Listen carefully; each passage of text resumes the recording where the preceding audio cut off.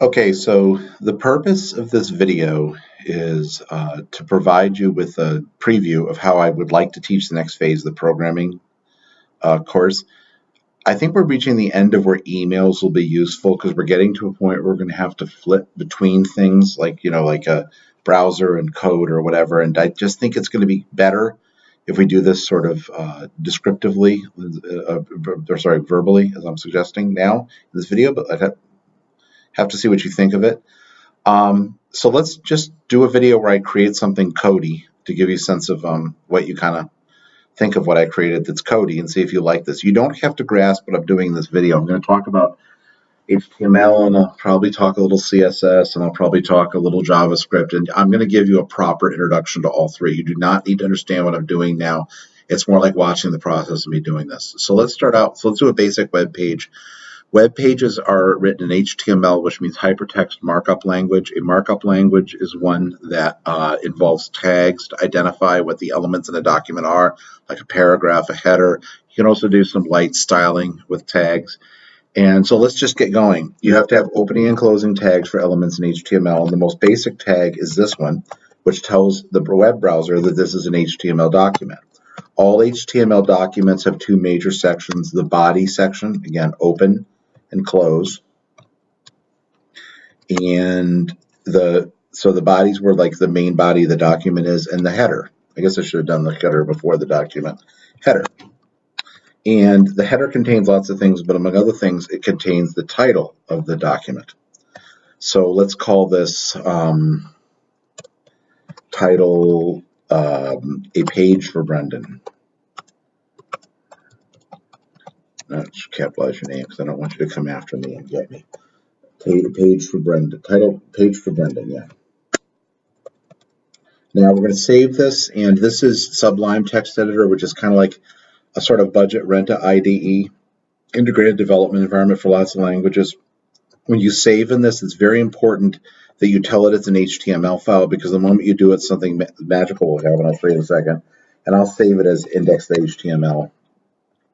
That's actually an important name for an HTML file, but I'll teach about that when I teach you HTML. Now what you see is where you had all white before for this stuff, it's all lit up because it's identifying the tag. So basically, when you tell it what format the code is in, it will like color code the format for it. It's pretty nice. So now going down here, let's put something in the body, and basically you have these things, the H tags in HTML, H1, H2, H3, H4. I forget how high they go, but basically these are headers, and this is a big header.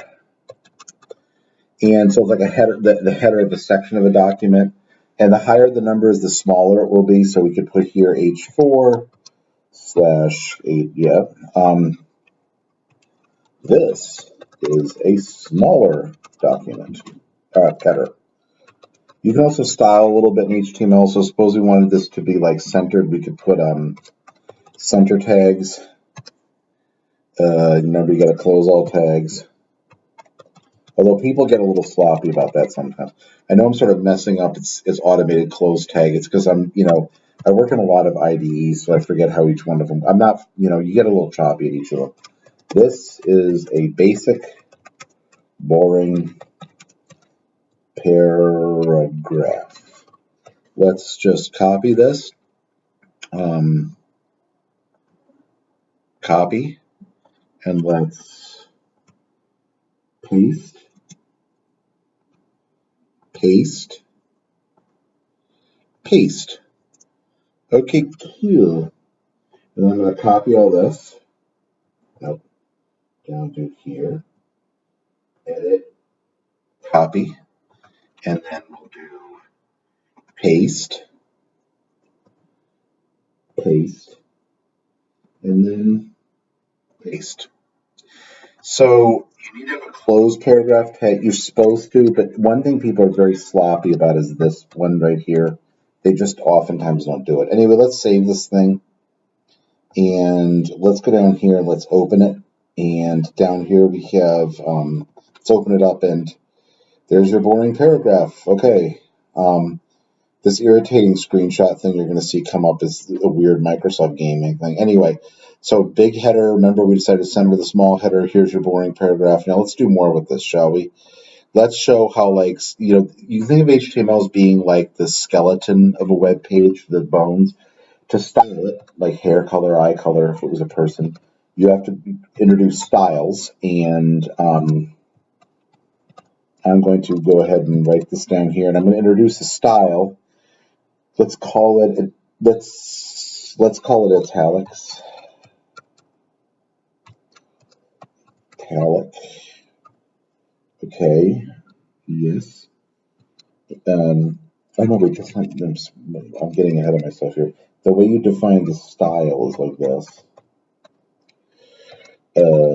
Is Beavis. Okay, it would be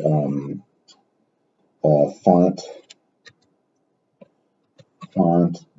style, and then it would be colon space italic. Okay, perfect. Oh, wait, what am I doing? Italic. Chose the wrong one. So then down here we could have another paragraph and we say P. We just defined a style class.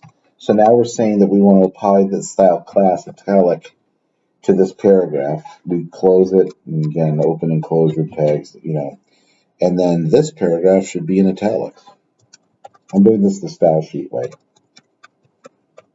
Should be in italics. All right, Batman, let's see what this did. Let's save it. Go back to Google Chrome, the finest Chrome of all. We have a paragraph that's in italics right here. Perfect. All right, so now let's do a quick example of JavaScript in a web page. Let's have a paragraph return red.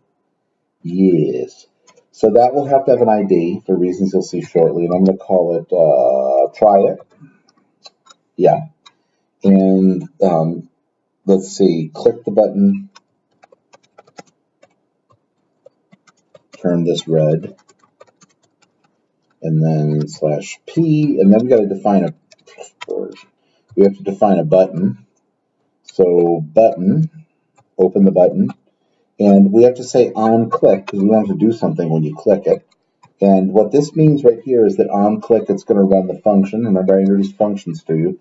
The function funcx, and that's good. I'll put try me in there, and then we have to close the button. There, it's closed. Okay. Now, what it's going to do is when you click on the button, it's going to run the function funcx. The only problem is we haven't defined funcx. We do that in JavaScript down here.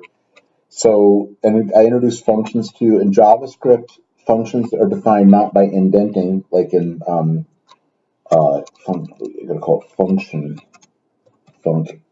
They're defined not by indenting, but instead by curly brackets, and this should be, let's create a variable x that's equal to document. So this is looking for the entire web document, and it's going to look for something that's got the ID element. So get element is one of the most important pieces of JavaScript code in the world that I'm writing now. And we have to type in, we'll call it try it. Okay. And then what we do is we say x.style.color equals red. And hopefully I didn't embarrass myself and make a complete mess out of this. Let's see. Let's save it. Let's go down here and let's reload this. And oh, I embarrassed myself. What did I do wrong? I no doubt typed something wrong. So this is try it, funcx, document, get element by ID, varx, x.style.color equals red. I might not love this space here. It shouldn't matter, but it shouldn't matter. Let's see, button on, oh my God. Look what I did here is I typed on lick. I meant to say on click. And this shows you that there's some limits to these IDEs. They can be fooled into thinking that something that is not a function actually is. So let's try it now. And this text turned red. Do you see right there? Boom.